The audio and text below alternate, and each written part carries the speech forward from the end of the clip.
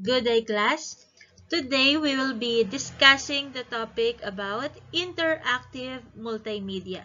So topics are comprised of rich content in the online environment, multimedia, and interactivity. So we will tackle some multimedia, okay, the most displayed content in the web. Okay, let's start. So as we are all aware that humans interact with technology in many ways with the use of desktop applications, internet browsers, handheld computers, cell phones, smartphones, and the likes. So with all of the different gadgets or devices that are available nowadays. So technology helps us in various ways. Technology serves, assists, and cooperates with humans to complement and enrich our normal activities. So, mas pinapadali or ini-improve. So, for example, may it be in education, sa health, also with communication, services, as well as business with minimal concern or minimal supervision or effort on the human's part. So basically, interactive multimedia is a method of communication in which the output from the media comes from the input of the users.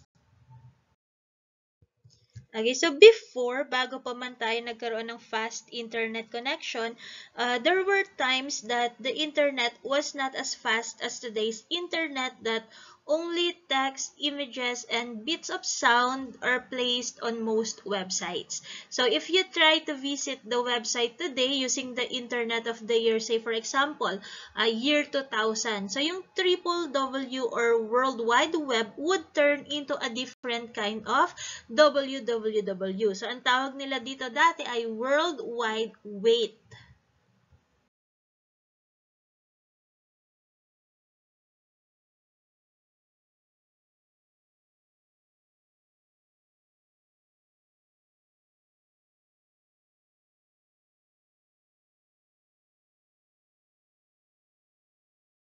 Again, World Wide Wait. Kasi nga, sobrang mabagal pa talaga before. So, sa sobrang bagal, talagang uugatin ka na kakaintay. So, yung pasensya mo, mauubos para lang sa kakaunting progress.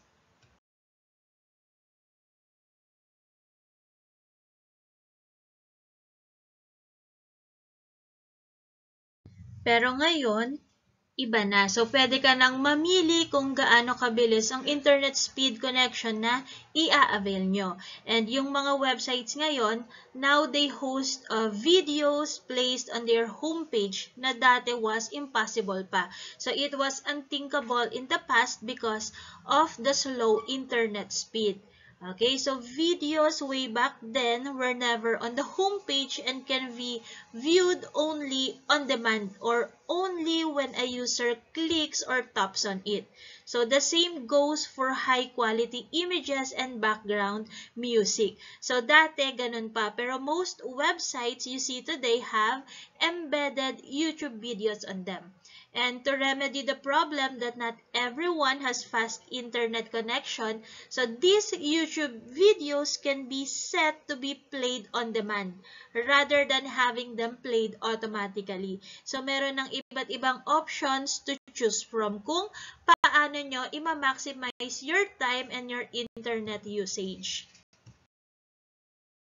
Okay, so ano-ano ba ang mga nakikita sa internet nowadays? So, most contents or the ICT contents are rich in multimedia contents like text, graphics, audio, video, and animations. So, there are also interactive media on digital computer-based systems which respond to the user's action by presenting content such as text, moving image, animation, video, audio, and video games. So, himayin muna natin. When we say interactive, so kailan ba nagkakaroon ng interactivity? So, let's say for example, so sa dalawang tao, paano magkakaroon ng interactivity?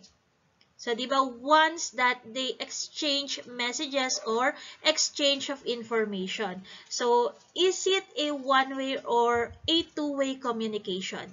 So, of course, it is a two-way communication. So, a two-way flow of information. Okay? Then, how about multimedia or media? Okay, so multimedia naman, like we mentioned earlier, multimedia is a combination of text, animated graphics, video, and sound delivered to you via electronic means. So, syempre, ito yung nagbibigay buhay. It is what appeals to users for their learning. So, for their research and also for their entertainment.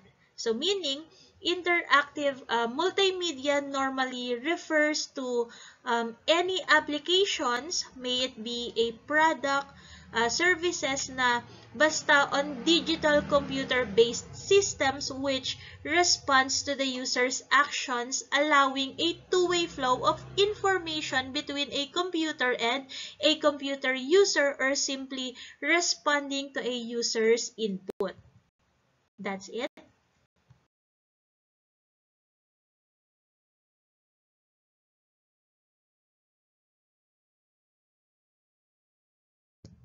Okay, so that is under interactive multimedia.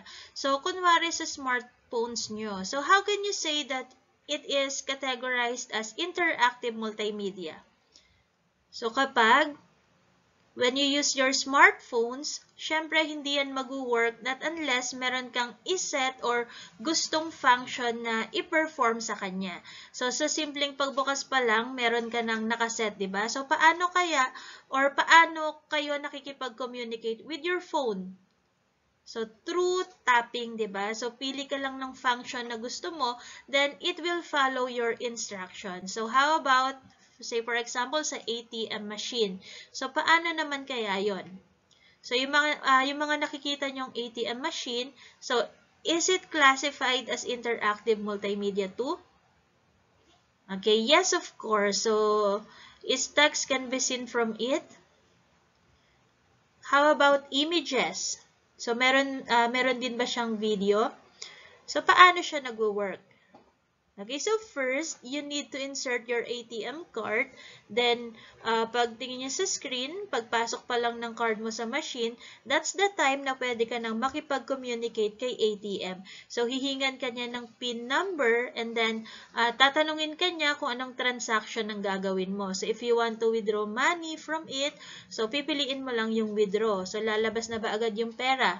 So, syempre hindi. Alamin niya muna kung magkano yung amount na kailangan mo. Then, kung kasya pa sa nasa savings account mo, then sa kanya ilalabas yung pera. Okay? So, ibig sabihin, alamin niya kung ano yung gusto mong mangyari bago niya i-follow yung instruction.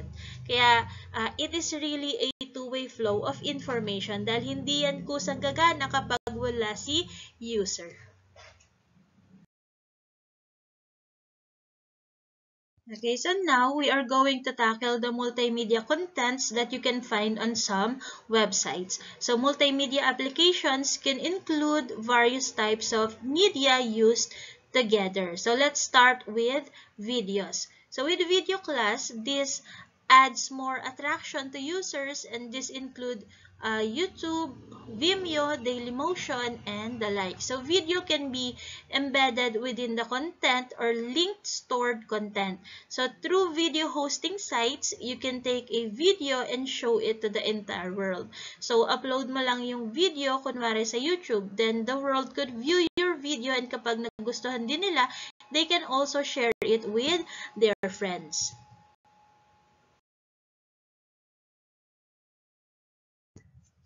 Okay, following with that, we have sound, music, or audio. So if videos are too much for you, you can always record sounds, and like videos, you can also share your sound bites to the entire world.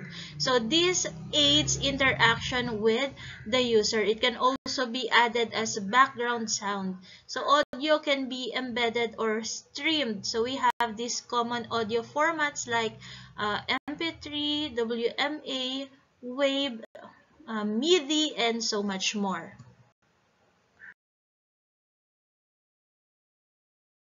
Okay, next is online games. So these are universal on modern gaming platforms including PCs, consoles, and mobile devices. So nowadays, yung mga game developers, they now create what is called browser-based games. So which means that you do not need to install these games to your computer as they run in most updated web browsers. So for as long as you have your internet connection.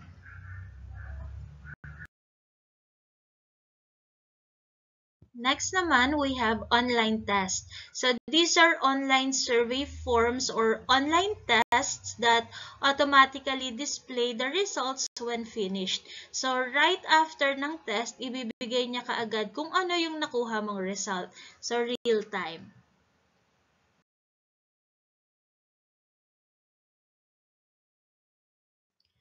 So like for example, merong mga test if you want to know your type of personality, kung extrovert ka ba or if you are an introverted individual.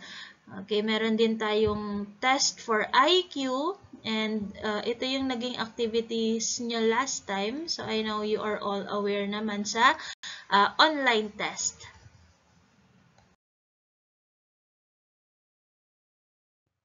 Following with that, we have courseware. So courseware are designed for teachers and students. So this can include materials for computer-based training. So interactive tutorials, distance learning, or homeschooling. So courseware is an educational material which can encompass any knowledge area, but mostly tungkol sa information technology subjects, which is the most common type.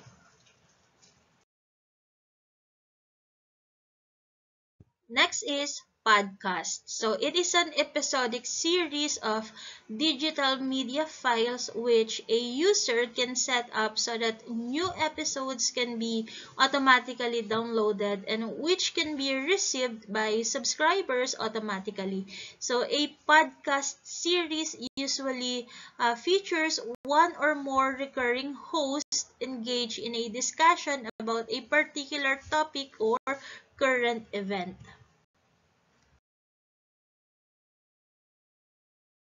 Okay, last but not the least is vodcast. So it is the same principle as podcasting but with the addition of video. So a vodcast is a podcast that contains video content. So the term vodcast comes from the combination of the words video and podcast. Okay, so video podcast may also be referred as vidcast. So, parehas lang po kapag vodcast or vidcast. Iisa lang sila.